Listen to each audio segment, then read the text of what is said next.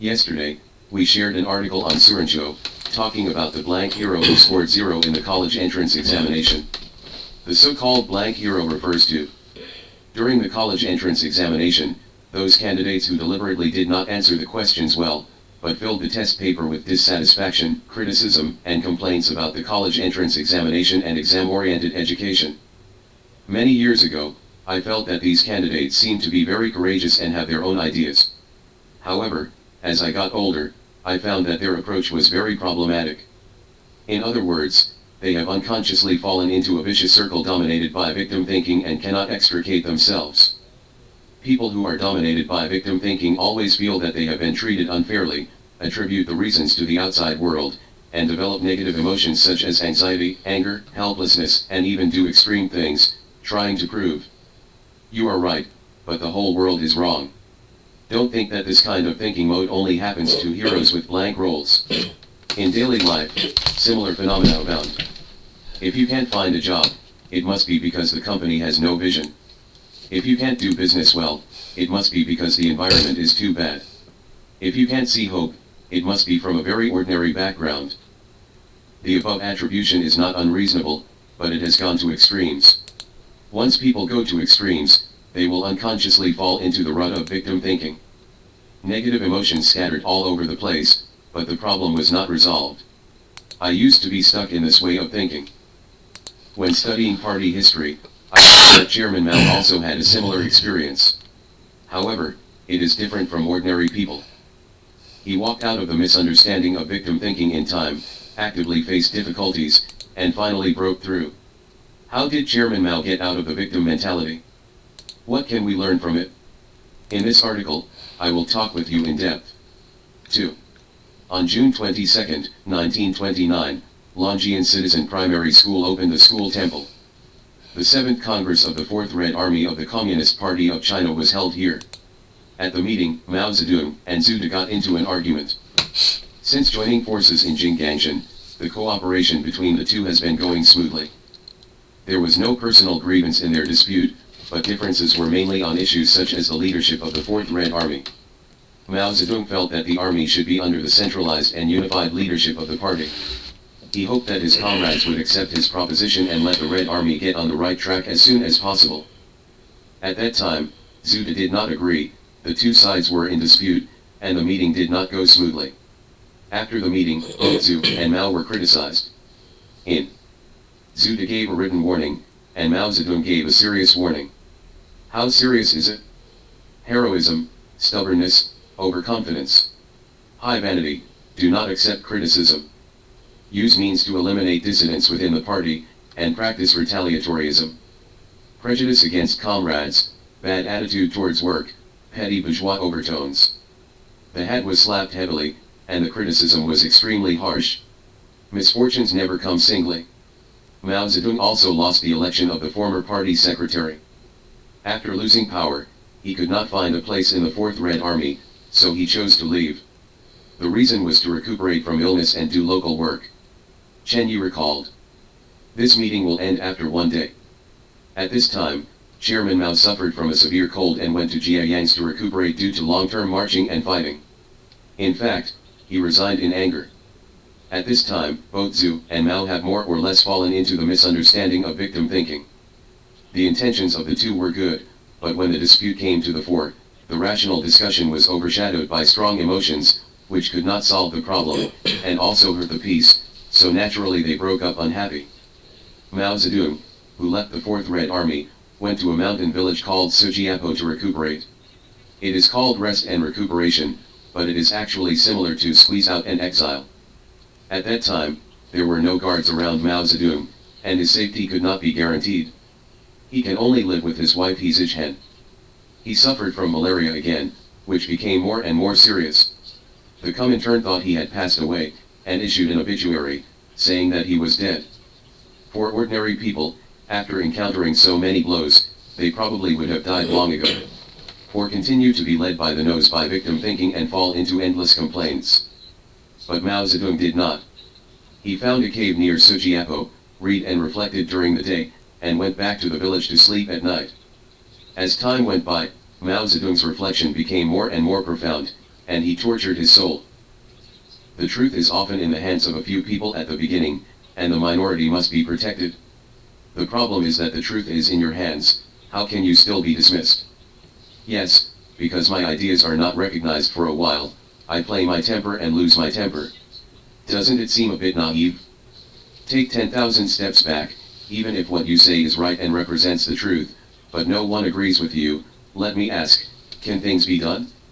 It's hard, really hard. Mao Zedong realized. If you want to effectively promote a concept, you must first obtain the support of everyone. And to get everyone's support, you must first learn to unite people. Once you learn to unite people, things will be easy to handle. He later said, make more friends and make fewer enemies, which is a vivid and general expression of this unity thought. Mao Zedong's reflection in the cave in Sujiapo is like Wang Yangming's enlightenment in Longcheng, and Zheng Qiuoban's transformation after encountering setbacks. Although the form is different, the result is similar. Although they encountered a huge blow, none of them chose to surrender. Instead, after in-depth self-analysis, they achieved a leap in cognition and progress in growth, laying an important foundation for many things to be done in the future. They both shed the shackles of the victim mindset and switched to a new mindset. That is responsible thinking. What is responsible thinking? To put it simply, when encountering a problem, you don't choose to escape, don't choose to shirk responsibility, and don't make any emotional bending, but dare to face the problem, take responsibility, do whatever you want, and then solve the problem. With the blessing of the thinking of the responsible person, when Mao Zedong returned to the Fourth Red Army again, he seemed to be a different person. He and Zhu De and others put aside their previous suspicions and reached a settlement. Tu Jianan, Special Commissioner of the Central Committee of the Communist Party of China, recorded. Comrade Zhu De stated very frankly that he unconditionally accepted the instructions of the Central Committee. He admitted that he was wrong in the past disputes. Comrade Mao Zedong also admitted that the working methods and attitudes were wrong, and he found out the reasons for the mistakes. In the past, the relationship between the military and the government was not very good. It was because those who were engaged in politics and those engaged in military affairs were in opposition, and there was a lack of spirit of active political leadership. This also corresponds to Chen Yi's comment, Chairman Mao is nothing but a man. He Zichen later said that after a series of blows, Mao Zedong became more able to unite people, and when facing difficulties, he became more calm, steady, capable, and able to deal with them with ease. For example, in the early days of the Zunyi Conference, Mao Zedong was persecuted by Wang Ming's left-leaning dogmatism, and was pushed out. He was thought that Marxism-Leninism cannot emerge from the valleys and was considered a bumpkin. However, he chose to endure rather than escape. At the same time, he worked hard to unite the majority of comrades, consensus, and finally achieved a headwind turnaround at the Zunyi Conference, saved the party and the Red Army, and successfully led the team out of the trough. Later, when he joined forces with the Fourth Front Army of the Red Army, he fought resolutely with Zhang Qiuohao. Even if there were difficulties and obstacles in the struggle, he did not choose to give up easily. The first is to persuade with good words, do persuasion work, and find that the road is blocked, then make a decisive decision, lead the team, and go north first, instead of being held back by others and losing the initiative. Without procrastination, the unity of the Red Army was maintained to the greatest extent and the split was avoided, which contributed to the complete success of the Long March and also preserved the precious fire for the victory of the Chinese Revolution. Whether it is Wang Ming or Zhang Qiuohao, although they seem to be strong in the early stage, their educational background and work experience are much more glamorous than Mao Zedong's, and their roads are smoother than Mao Zedong's, but they are destined to be difficult to achieve great things. In essence, the key they were both kidnapped by 3. Look at Wang Ming first. He felt that he had studied in the Soviet Union, understood pure Marxism-Leninism, was a pure communist, and had irrefutable correctness, so he ignored the objective reality and pointed fingers at the Chinese Revolution, bringing the party and the Red Army to the brink of collapse. Later, he was criticized by the party. On the surface, Wang Ming chose to accept the correction, but he still refused to accept it in his heart, thinking that he was not wrong. After liberation, under the careful arrangement of the party's Central Committee, he went to the Soviet Union many times for medical treatment. Later, he was ungrateful and refused to return to China. When Sino-Soviet relations deteriorated, he publicly attacked and slandered the party's Central Committee and Chairman Mao in Soviet newspapers. White-eyed wolf. Look at Zhang Qiuhao again. Although he graduated from Peking University, his education is higher than that of Mao Zedong. He has power for a while, and he looks powerful, but he is very weak in actual struggle. It is said that he betrayed his mentor Li Dazhao when he was arrested. Later, he chose to split the central government and failed. When he came to northern Shaanxi, he couldn't stand the party's criticism of him, so he chose to defect and became a traitor. After liberation, I once wanted to go back to China, but chose to give up because I didn't want to admit my mistakes. Compared with Wang Ming, Zhang Qiuhao not only caused great harm to the Chinese Revolution, but also became a traitor and a laughingstock. Wang Ming and Zhang Qiuhao, who were kidnapped by the victims thinking, embarked on the road of no return step by step and self-destruct the Great Wall.